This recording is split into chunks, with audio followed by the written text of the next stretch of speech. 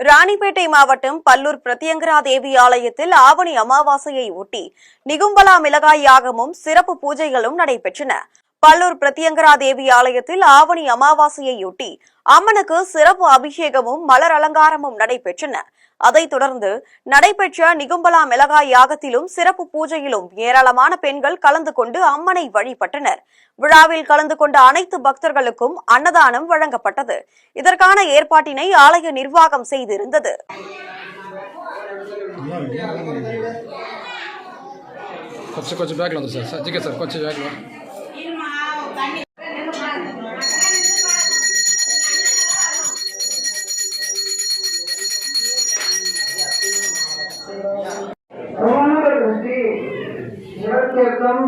अदृष्टि प्रार्थना